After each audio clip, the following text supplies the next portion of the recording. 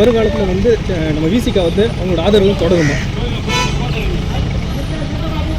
நேற்றே நான் இது குறித்து கருத்து சொல்லியிருக்கிறேன்.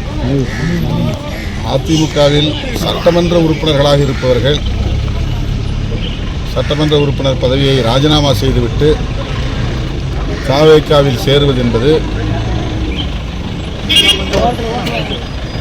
நாகரிகமான ஒரு அரசியலாக இருக்க முடியாது. அது ஏற்புடையது இல்லை. அது தவேகாவுக்கு நற்பெயரை ஈட்டி தராது. அவர்கள் மீதான நம்பகத்தன்மையை களங்கத்திற்கு உட்படுத்தும். அதிமுகவில் உள்ள முன்னணி பொறுப்பாளர்கள் அந்த கட்சியில் நிலவுகிற குழப்பத்தின் காரணமாக இன்னொரு கட்சியிலே சேருவது என்பது வேறு.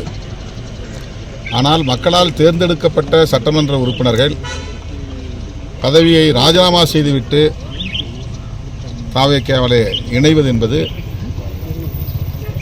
இயல்பான ஒரு நடவடிக்கையாக கருத முடியாது. அப்படி பொதுமக்களும் நம்ப மாட்டார்கள். எனவே அதுபோன்ற நடவடிக்கைகளை தவேகா ஊக்கப்படுத்துமேயானால் அது தவேகா மீதான நற்பெயருக்கு களங்கத்தை உருவாக்கும், நம்பகத்தன்மைக்கு பாதிப்பை ஏற்படுத்தும்.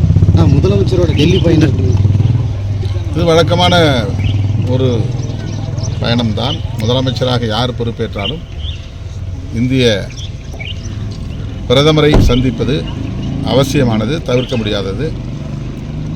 அதை வரவேற்கிறோம். இந்த விவசாயிகள் பயிர்க்கடனை முழுமையாக ரத்து பண்ணணும்னு நிறைய கோரிக்கை இருக்கு. தேர்தல் வாக்குறுதிகளில் விவசாயிகளுக்கான பயிர்க்கடன்களை முழுமையாக தள்ளுபடி செய்வோம் என்று தவேகா அறிவித்திருக்கிறது என்பதை இப்போது விவசாய சங்கங்கள் சுட்டிக்காட்டி வருகின்றன.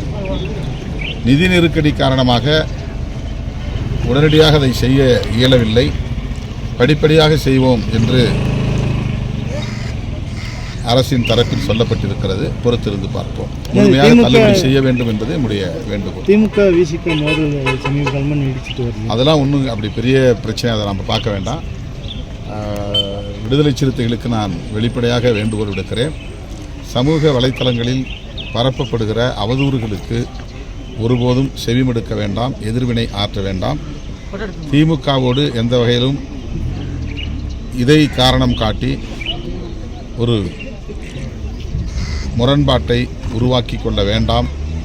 அது ஆரோக்கியமானதல்ல என்பதை மீண்டும் வலியுறுத்த விரும்புகிறேன். ஆனால் அதே போல் அதிமுக எம்பி இன்பதுரை வந்து தமிழக காங்கிரஸ் என்பது ஒரு ஒட்டுண்ணி, தமிழ்நாட்டு அதற்கு சுயமாக வாழும் தகுதி கிடையாதுன்னு சொல்லியிருக்காங்க.